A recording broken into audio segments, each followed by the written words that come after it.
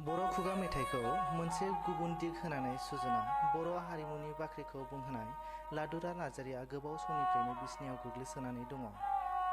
क'क्राझार जिल्लानि गसाइगाव महकुमानि सिङाव थानाय बरखामबिल गामियाव 1952 मायथाइयाव जोनोम मोननाय आरो मेथाइखौ मोजां मोनग्रा रोजाबगिरिया 17 बोसोर बैसोनिफ्रायनो बर' खुगा मेथाइ सुजुनानै जौसाङाव रोजाबबोदों। बिथां लादुरा नार्जारिया गावनो सुजुनाय गोबां खुगा मेथाइफोरखौ दूरदर्शन, रेडिअ' सेन्टार आरो खुगा मेथाइनि केसेटफोराव रोजाबबोदों।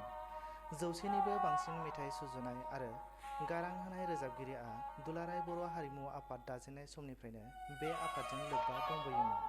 समाज एबा हारिमुनि आयदायाव होनाय बिथांनि बिहोमानि थाखाय बर' साहित्य सभा, आसाम साहित्य सभा आरो फरायसा आफादनिफ्राय मान बावनायजों लोगोसे गसाइगाव महकुमा खुंथाइनिफ्रायबो बिथाङा सासे रोजाबगिरि महरै गनायथि होजादोंमोनब्लाबो नाथाय सरखारि बिथिंनिफ्राय रोजाबगिरिफोरनो होनाय पेन्सननि थाखाय खेबनै आर'जलाइ गथायसेयावबो दिनैसिमबो पेन्सननि खाबुखौ बिथाङा मोननो हायाखै।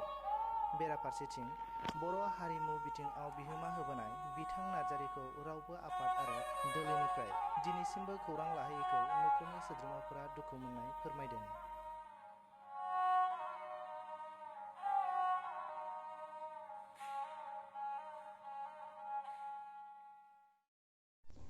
আজি আমি উপস্থিত আছো গোসাইগাঁও মহকুমাৰ এটা ভিতৰুৱা অঞ্চল বাৰখামবিল গাঁও। এই গাঁৱত এগৰাকী স্বনামধন্য বড়ো শিল্পীয়ে বাস কৰে।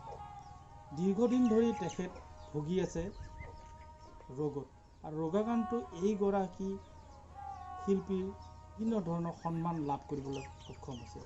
কিন্তু এইগৰাকী শিল্পীয়ে লাভ কৰা নাই শিল্পী পেঞ্চন। ৰাজ্য চৰকাৰ তথা BTC চৰকাৰে এই পৰ্যন্ত তেওঁৰ কোনো ধৰণৰ আৰ্থিক সকাহ দিবলৈ সক্ষম হোৱা নাই। এগৰাকী শিল্পী আজি ৰোগাক্ৰান্ত হৈ বিগত 7 বছৰে এইদৰে গৃহত আবদ্ধ হৈ পৰিছে। তাৰ পৰা আমি এটাই অনুৰোধ কৰোঁ যে এইগৰাকী শিল্পীৰ চিকিৎসাৰ বাবে BTC প্ৰশাসন তথা অসম চৰকাৰ আগুৱাই আহে আৰু তেওঁ চিকিৎসাৰ বাবে ব্যৱস্থা কৰি তেওঁৰ আশু আৰোগ্য কামনা কৰে। खस्थ' मोनबाय, थेला मोनबाय, खस्थ' मोनबाय, रावनिफ्रायबो गरसे फैसा मोनाखिसै। हारिमु कालसारावहाय थाफायोमोन, जे थायोमोन। सहायगिरि सासेबो फैयाखै, होफैयाखै रावबो। दा खस्थ' मोननानै दं। आंसो दं बेफोरखौ जोथोन खालामनाया। थाखा फैसा गरसेबो गैला, आखाइफ्रावनो थाला गरसेबो। बावनो गाबनाय बावनो मिनिनाय। एखमबा सि दानानै फाननानै नायो, एखमबा अमा फाननानै नायो। थाखा फैसा गरसेबो गैला, जोबजोब्बाय। दा मा सहाय खालामबावनो सासेबो नायफैया, गावसोरनि माबाफ्राबो सहाय खालामफैया। एसे फैसाबो गैया। दाथ' ओरैनो गोदोसोना दं मानसिया। ओरैनो खस्थ' खालामनानै जानानै दं जोङो।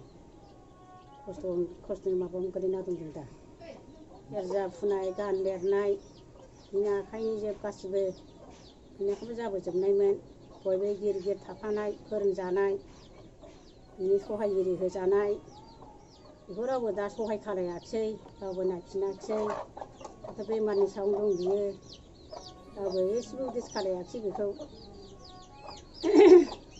दाथ' मा खालायबावनो, थाखाफोर गरसेबो गैला, आंथ' नायनो हालानै। दा ओरैनो बेमारा ओरैनो उन्दुसोनानै दं, गोग्लैनानै दं बेमारा।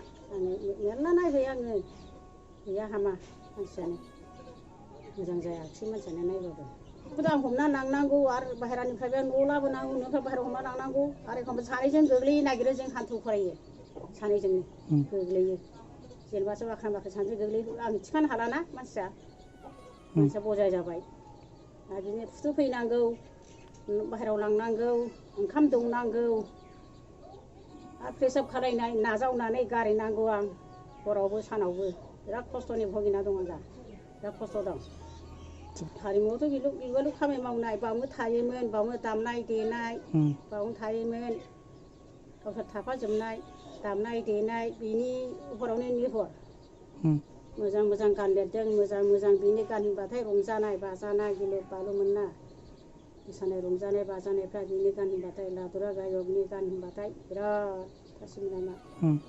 दा रावबो सासेबो सहाय गैया, नायफैया, मा जादों मा बेरदों खाथियावनो फैया, नायफैनायानो जाया। सोरखारनो आसा खालामो माने बे थाखा फैसाफोरखौनो माबादोंमोन आं एसे माथो रावबो सहायानो गैया सहाय फैया रावबो खाथियावनो फैया रावबो जेबो खोन्थाफैया सहाय गैया रावबो सासेबो गैया आंनि थाखाय दा बोराय बुरैजोंनो ओरैनो दंलागासिनो दङ जों मा खालामनानै जाबावनो दाथ' थाखा फैसानि बहाय जाजोब्बाय जोङो नायनो नायबाबो हामाखिसै मा खालायबावनो दा नोंसोर अनहरना अरहराना नोंसिनि गोसोसै नोंसिनि कालसारनि मानसिफ्रा मा खालायो सरकारा मा खालायो गेलेनाय बुजिहरदो